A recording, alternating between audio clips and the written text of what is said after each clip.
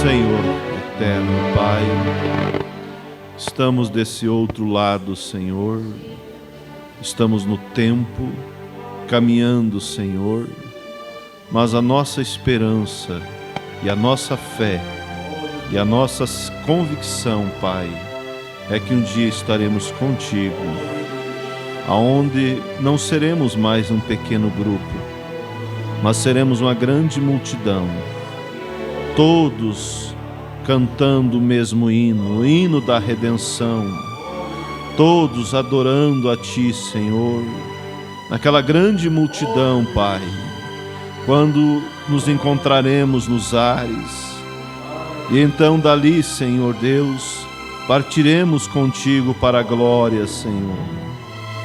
O que seria de nós se não tivéssemos essa esperança? Deus, muito obrigado, receba a nossa adoração. E aqueles, ó Deus, como sempre pedimos, que tem estado frio, que o Senhor possa dar a convicção, a força, a graça, renovar cada coração e nunca permita que nenhum de nós venha, Pai Santo, como o Senhor mesmo disse, bem-aventurado aqueles que não se escandalizarem em mim. Que nós nunca venha, ó Deus, deixar o primeiro amor. Que nós nunca venha, Senhor, esfriar, mas cada dia mais possamos estar mais perto de Ti. Em nome do Senhor Jesus Cristo, Te agradecemos e pedimos a unção e a bênção sobre a palavra, Pai. Em nome do Senhor Jesus Cristo. Amém. Boa noite, irmãos. Que a graça do Senhor Jesus Cristo seja com todos. Nós vamos ler as Escrituras enquanto estamos de pé. Primeiro livro de Reis, capítulo 19, versículo 19.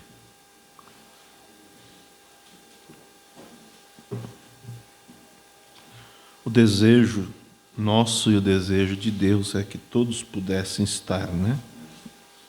Mas graças a Deus que você e eu estamos aqui e um dia estaremos reunidos todos na presença de Deus, todos os salvos.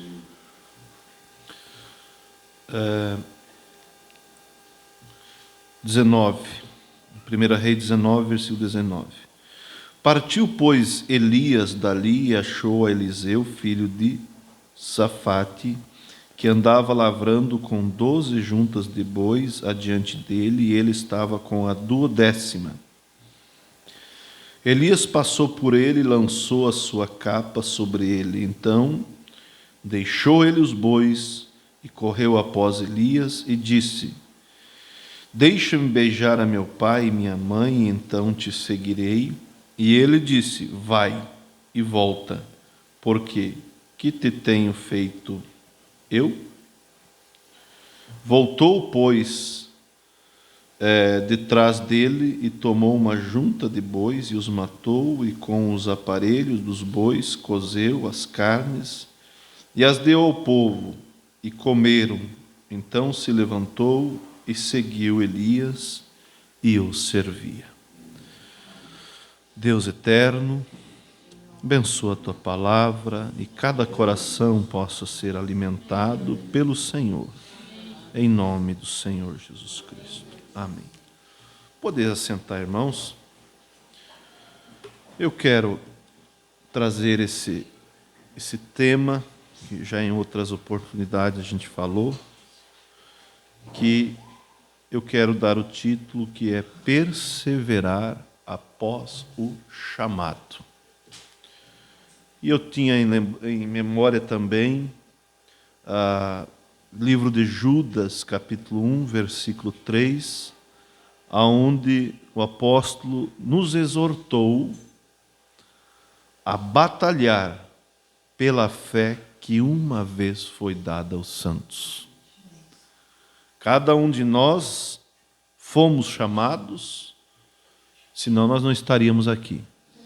Cada um de nós recebemos a fé do Senhor Jesus Cristo Agora, depende de como nós vamos nos portar diante do chamado, diante da fé que Ele nos chamou.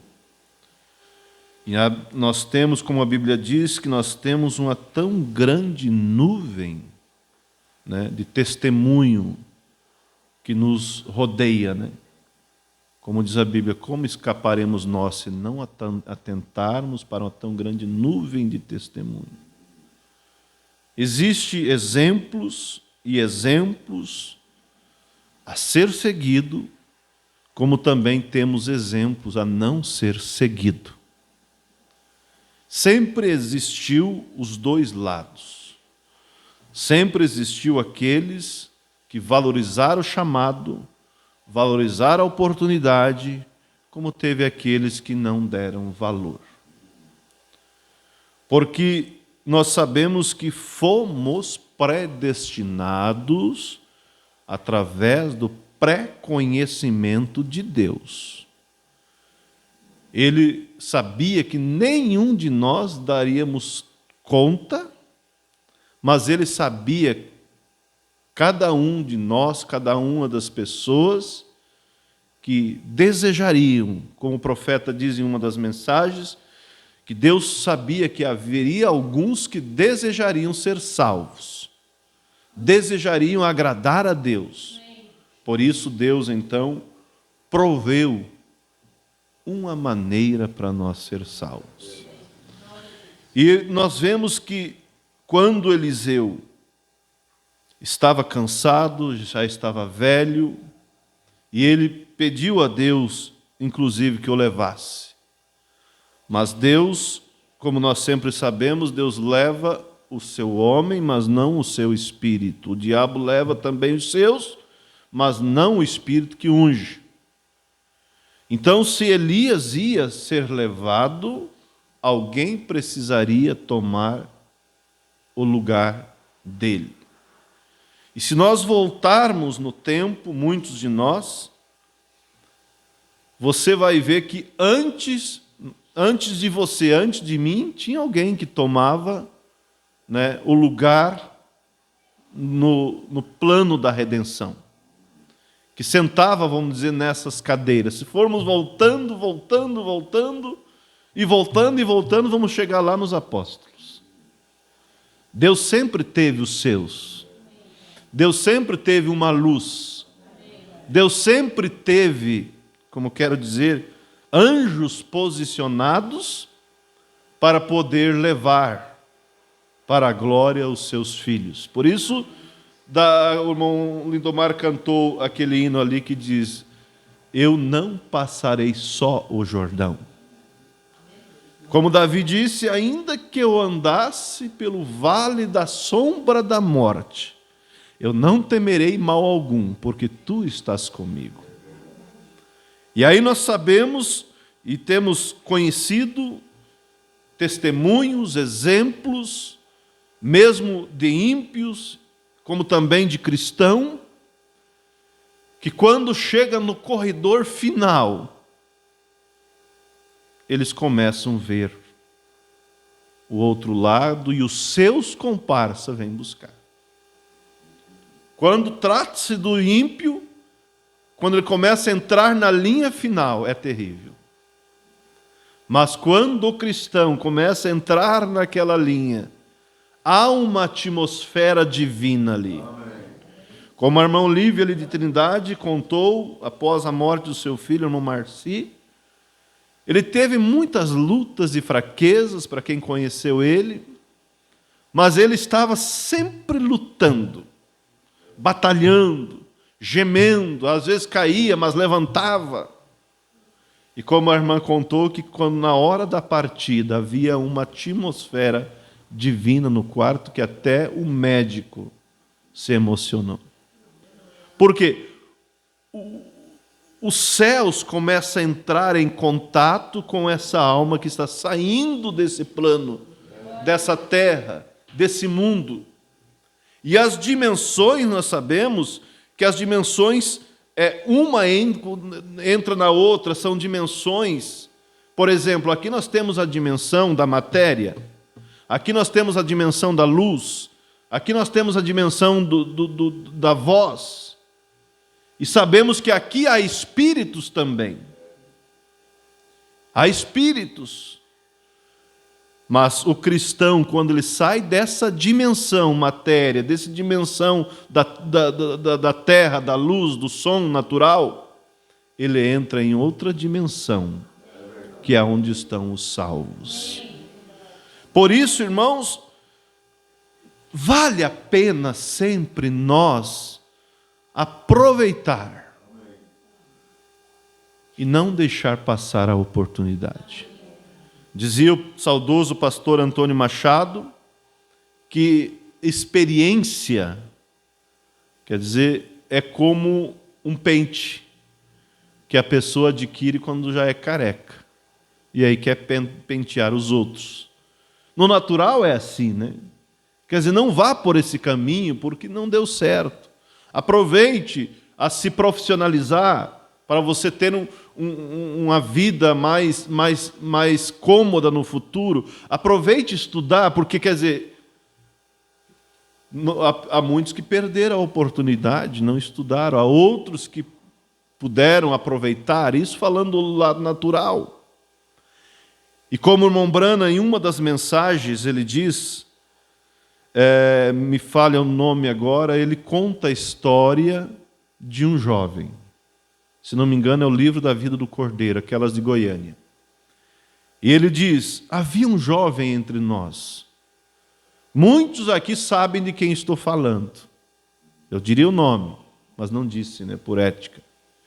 E diz ele, creio que é a mensagem, o livro da vida do Cordeiro, aquela azulzinha. E ele diz, ele vinha à igreja e voltava. Ele queria fazer o certo.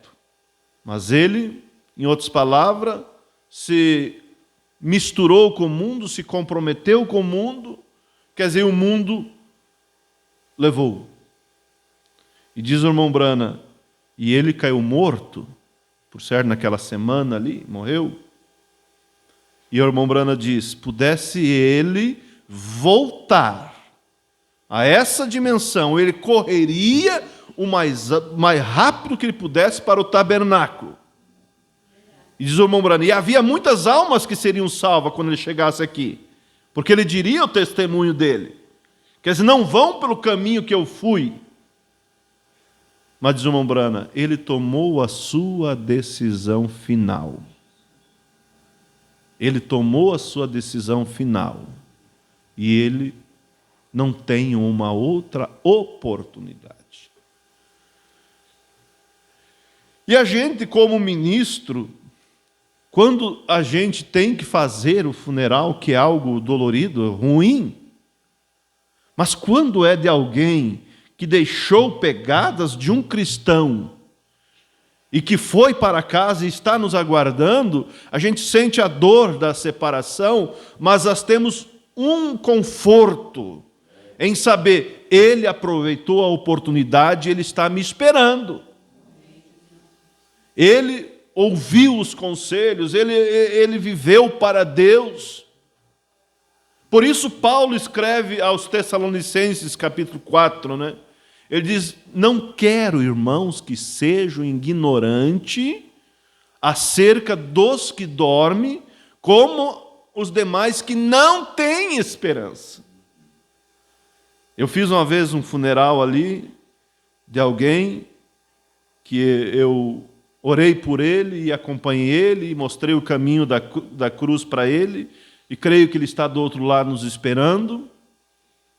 Quando eu estive ali pela primeira vez, ele estava bem normal, mas estava com um tumor na cabeça. Foi passando o tempo e a coisa foi agravando, mas eu lembro da primeira visita que eu fiz. Eu fui, não conhecia ele, cheguei, disse, eu vim a pedido do fulano de tal, eu vim orar por você, para a tua cura, e Deus pode te curar, mas nós temos algo muito maior do que a cura do corpo, que é a segurança da vida eterna. E aquela pessoa ouviu a explanação. E na saída, eu já contei outras vezes aqui, talvez vocês lembrem, na saída, antes de ir para casa, eu pedi para ele: você teria alguma pergunta para me fazer ainda? Ele disse: tenho. E disse: por que eu sempre tive medo da morte e agora isso vem, quer dizer, o meu encontro, quer dizer, eu tenho medo.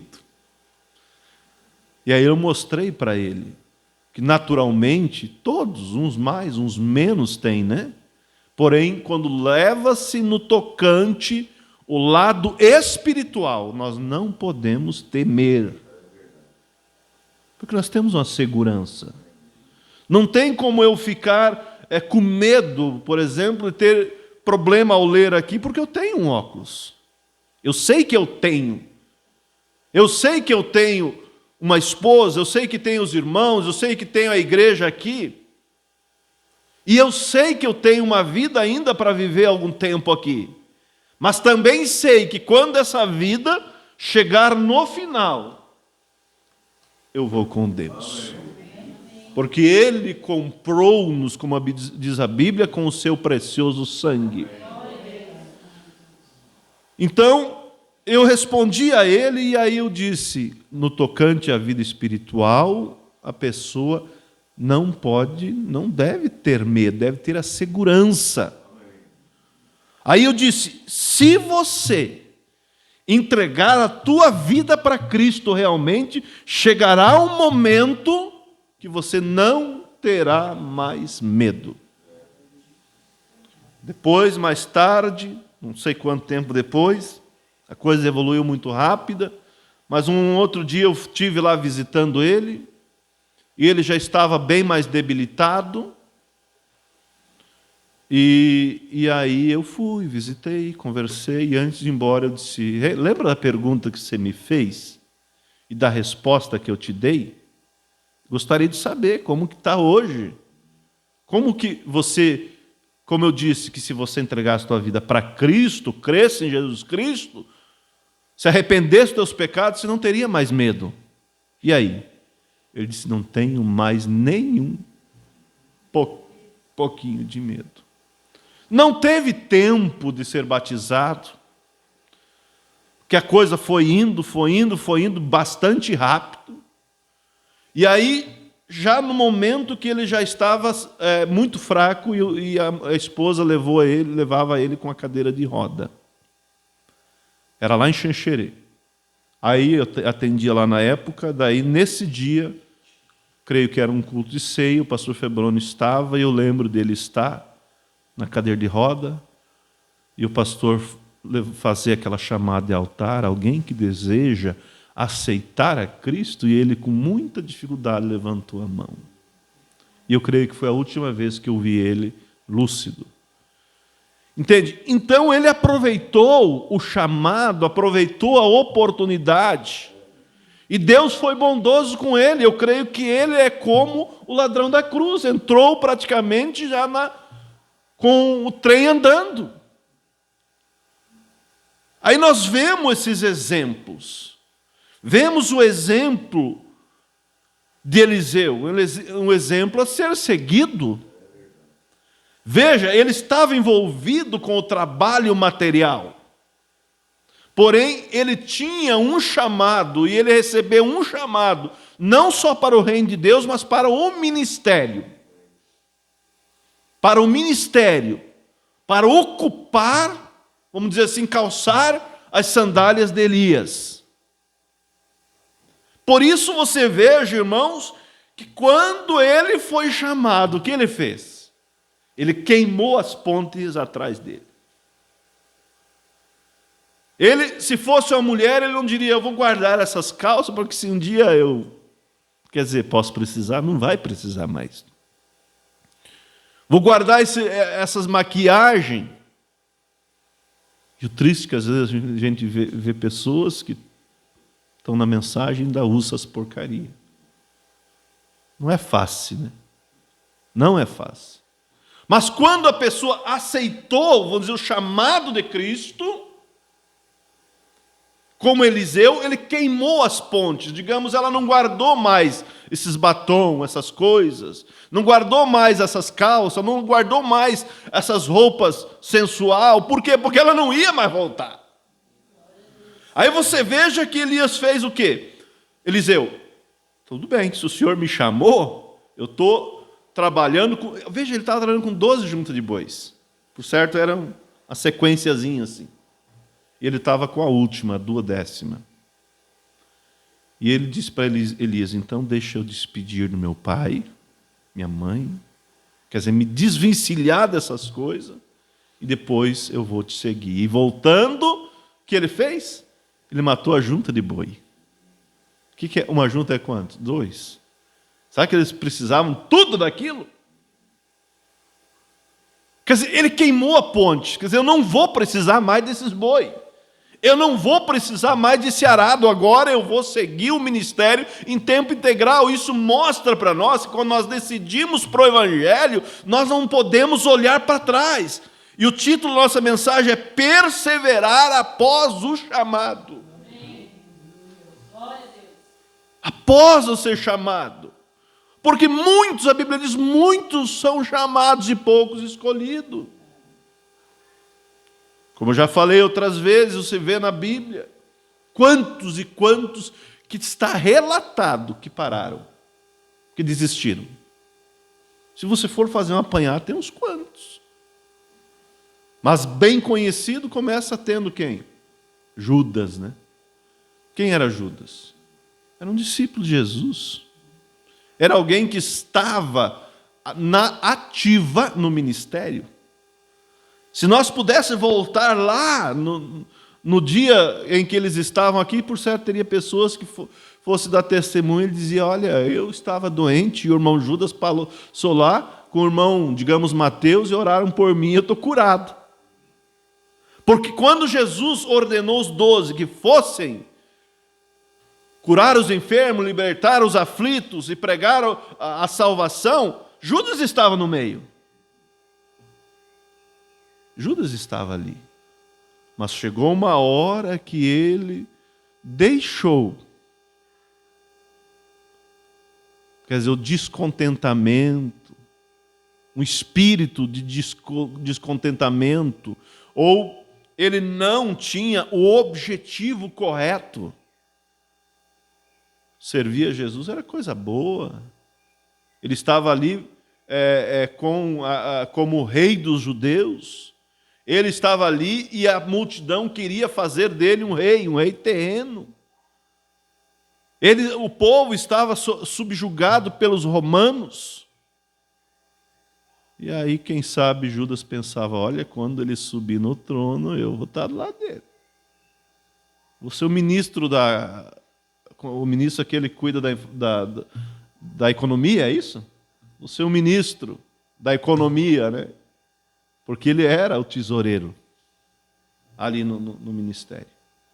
Mas talvez um dia, quando Jesus, depois que Jesus multiplicou os pães e os peixes, e a Bíblia diz que a multidão seguiu a Jesus para quê? Para fazer dele um rei. Que bom é ter um rei desse, né, que não precisa nem trabalhar, ele multiplica, né? De 5 pães e 2 peixes, ele multiplicou e mais de 5.000 pessoas se alimentaram.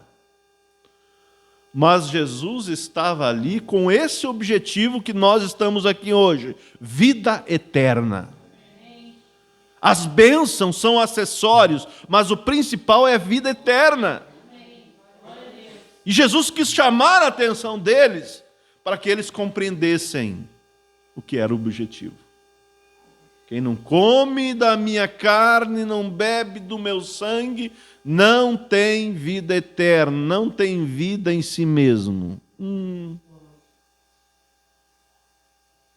Jesus não multiplicou mais pão naquela reunião. Jesus não quer dizer, fugiu para não ser ungido rei. E a Bíblia diz que desde então os seus discípulos e aquela multidão voltou para trás. Disseram, quem pode, duro esse discurso, quem pode suportar? Mas a revelação da palavra de Deus, que é que todos nós precisamos, é o que manteve aqueles que ficaram. Até o final, né? Porque Judas continuou um pouquinho ainda. E aí Jesus, vendo a multidão indo embora, e todos, ficou só os 12 lá, cabeça baixa, né? Quem sabe resmungando. E Jesus disse: vocês não querem ir embora também? Vocês estão vendo? O título da mensagem é perseverar após o chamado. Quer dizer, vocês não querem ir embora também? Pode ir.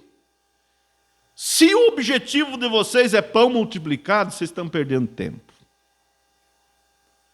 E a revelação brotou da fala de Pedro, que diz: Senhor, para quem iremos nós? Pois só de ti provém palavras de vida eterna, e temos crido que tu és o Cristo, o Filho de Deus.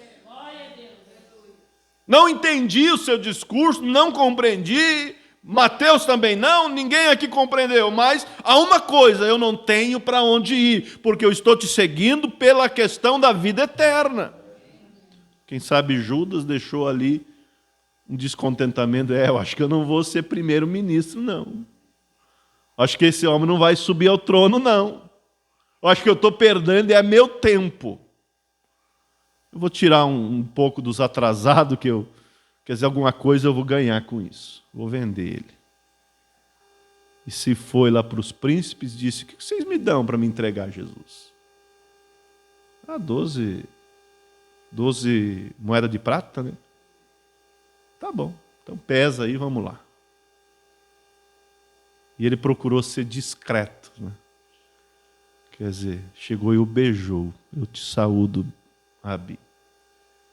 E ele deu um sinal: aquele quem o beijar prenda. E aí depois, quando ele viu o erro que fez, Jesus sendo preso, Jesus ia ser morto, ele disse: não, eu errei. Mas já era tarde. Muitos vão se dar conta quando já é tarde. Mas eu creio que aqui estamos entre homens e mulheres que têm abraçado a fé como Pedro abraçou. Trair o sangue inocente. Não quero esse dinheiro. Isso é contigo. Jogou as moedas e saiu correndo. E foi e se enforcou. Então, aqueles que perseveraram, que mantiveram, que tiveram a revelação, como estamos citando de Eliseu, porque mais para frente, você vai ver em 2 Reis, capítulo 2, você vai ver que em 1 Reis 19, você vê o chamado de Eliseu, não é? Em 2 Reis 2, você vê, vamos dizer assim, o convite para parar.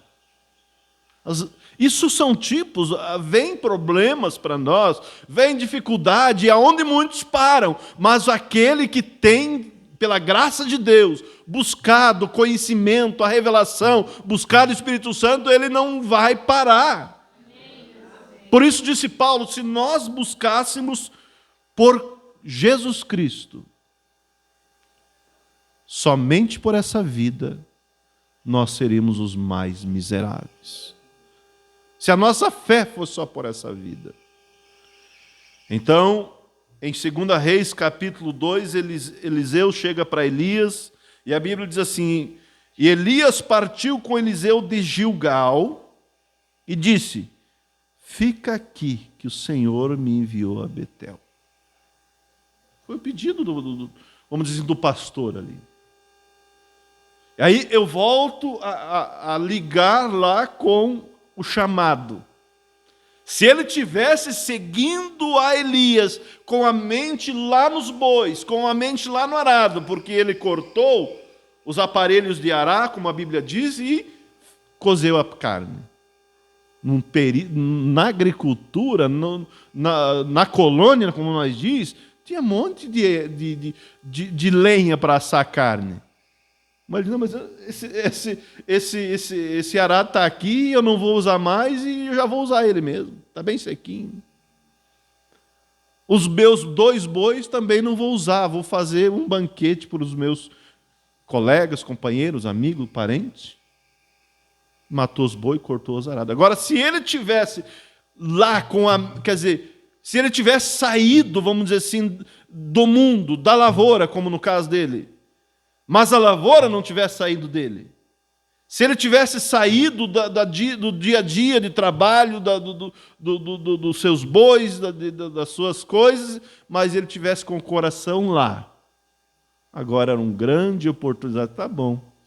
Quando o senhor vai, então, para Betel, eu vou lá ver como é que estão os meus bois. Vocês estão cuidando bem? Vou ver os meus arados, se eles estão também cuidando, que eu emprestei lá. Mas ele não tinha mais nada disso. O objetivo deles era seguir Elias. E o objetivo nosso é seguir a palavra de Deus. Nós não temos, ponte atrás de nós, o mundo já se foi. Por isso ele disse, não, se o Senhor vive o Senhor, que eu não te deixarei. O Senhor te mandou para Betel, eu vou para lá. Chegando em Betel, vocês sabem, Elias disse, vive o Senhor, fica aqui, que o Senhor me enviou para Jericó. De novo, Elias, parece que você não quer mais que eu ande com você? Não deu, atenção para a oportunidade de parar, para o pedido para ficar, porque ele tinha um objetivo, ele tinha entendido o chamado. Tinha entendido o chamado. E todas as coisas para ele não valia mais nada. Depois de ver Deus operar na vida daquele homem, ele disse, não, o meu lugar é aqui mesmo. Ele disse, não, vive o Senhor que eu não te deixo. Você vai para Jericó? Eu vou também. Na terceira vez, Elias disse, o Senhor me enviou ao Jordão. Você pode ficar por aqui? Não, eu vou contigo. Passando o Jordão, que é morte, né, para nós, simboliza morte para o mundo. Quando ele morreu literalmente para as coisas do mundo, passando o Jordão, ele teve a oportunidade de fazer um pedido. Peça o que você quer que eu te dê antes que eu seja levado sobre ti.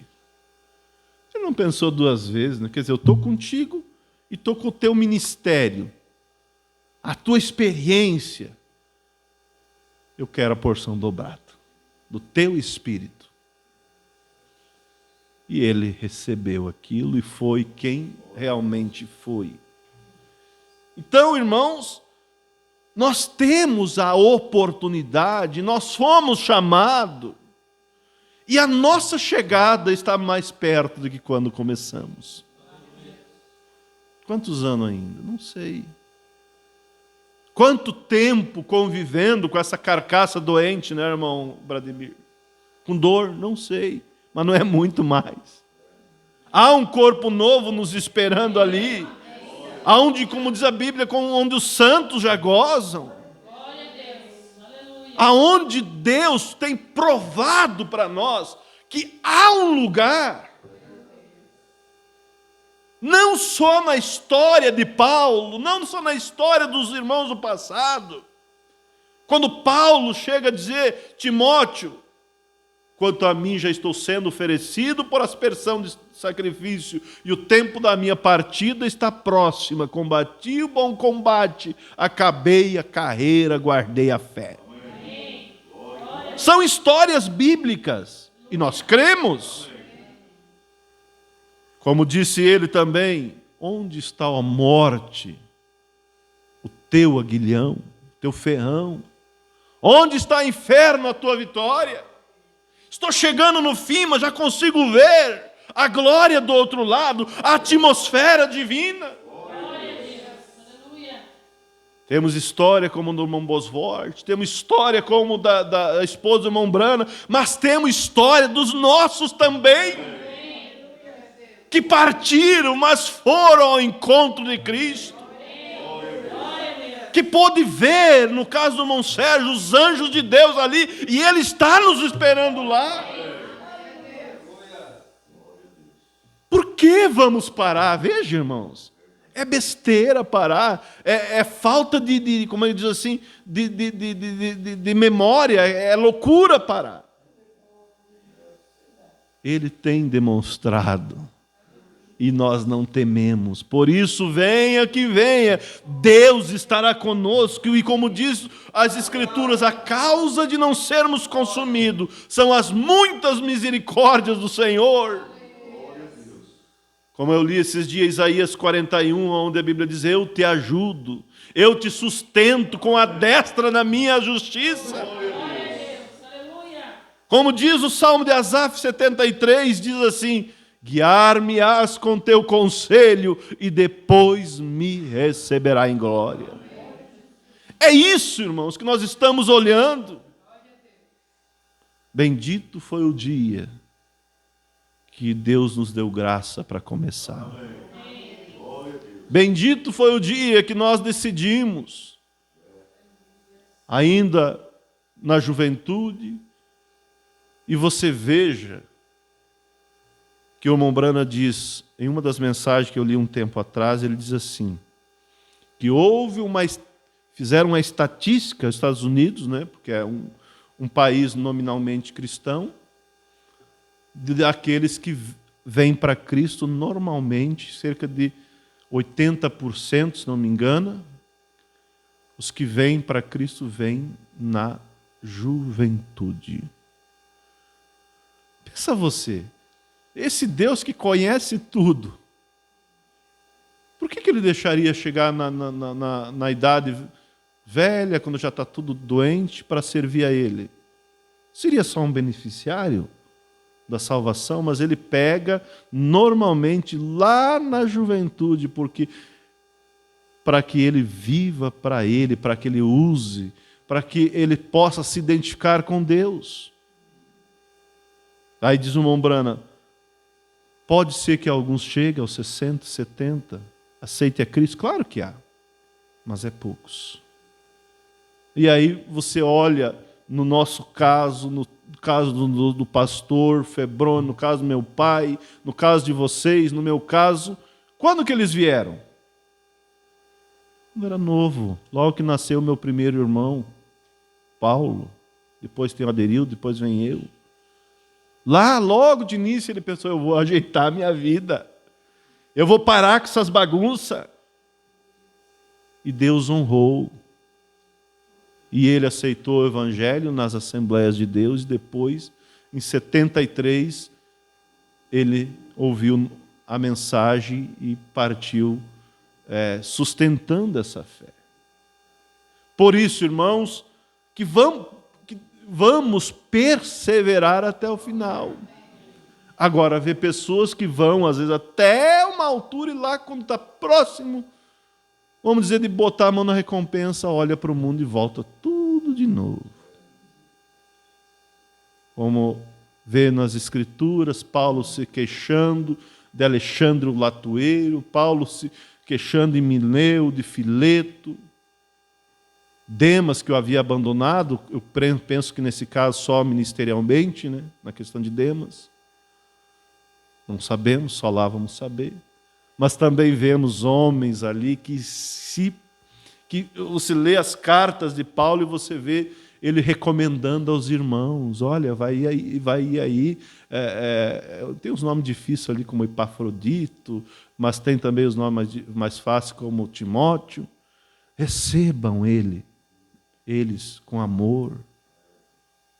E eles, como dizer, eles são meus filhos na fé. Tem sido útil para o ministério. E todos os irmãos, quer dizer, nós estamos agora no tempo, mas antes de nós estavam nossos pais, antes de nós, nossos avós, e foi indo até chegar nos apóstolos. Não havia diferença. O mesmo Deus que capacitou eles é o mesmo Deus que capacita nós, e o mesmo diabo que incomodou é o mesmo diabo que incomoda nós também. Tem uma passagem bíblica que há uma discussão entre eles, porque eu acho que, se não me engano, Barnabé queria levar Marcos, e eles dizem, não leva Marcos, não quero Marcos. Humano. Mas mais na frente você vê ele dizendo, Timóteo, quando você vir, traga Marcos também, porque ele é útil para o ministério. Com o andar, quer dizer, as arestas, os problemas, vai caindo. Então, irmãos, que a graça do Senhor Jesus Cristo seja com todos nós. E que Deus continue. E como diz a Bíblia, continue nos abençoando. E a Bíblia diz, aquele que começou a boa obra aperfeiçoará. Quantos anos já essa obra tem aqui em Sarandi? Muitos. Gostaríamos de ter mais pessoas, gostaríamos que todos estivessem aqui. Não é como nós queremos, mas Deus tem os seus. Estava lembrando ali atrás, quando o povo rejeitou a Samuel, pediu um rei, Samuel se entristeceu, porque ele sabia que Deus tinha sido o rei deles por todo o tempo. Deus disse, Samuel, não fica triste. Eles não rejeitaram somente a ti, mas eles rejeitaram a mim, para que não reine sobre eles. Quando a pessoa rejeita a casa de Deus, não está rejeitando só nós, está rejeitando a Deus. Mas que Deus ajude, sempre, eu creio que conforme vai passando, Deus vai agregando mais e mais e mais pessoas para servir a Deus com Ele. Amém? Deus nos abençoe, nós vamos ficar de pé para orar. E aqui tem o irmão, um pedido de oração, irmã Salute, pede oração por Zinho. Sim. Uhum. Uhum.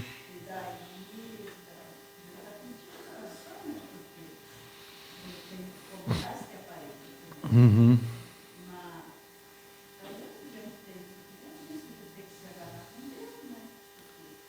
Deus conhece tudo.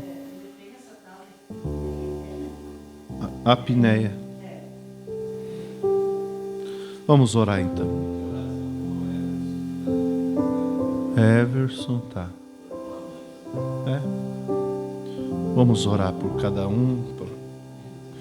Senhor nosso Deus, que o Senhor possa, Pai, tratar com o Zinho, Senhor, e que o Senhor possa dar o meio para ele conseguir o que precisa. E o principal, Pai, é a vida eterna. Que o Senhor possa olhar por cada um, pelo pedido da irmã Salute.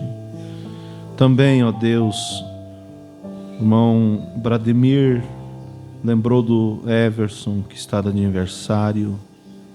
Que o Senhor o abençoe, que o Senhor trate com ele, que ele possa, ó Deus, vencer todas as dificuldades e estar, ó Deus, na tua casa, Senhor, que ele possa estar entre as fileiras que defendem o Evangelho, Senhor, que ele possa ser, ó Deus, liberto e que possa, ó Deus, estar conosco, sendo uma bênção, ó Deus, podendo assim ser, ó Deus, uma ajuda para o teu reino, Pai.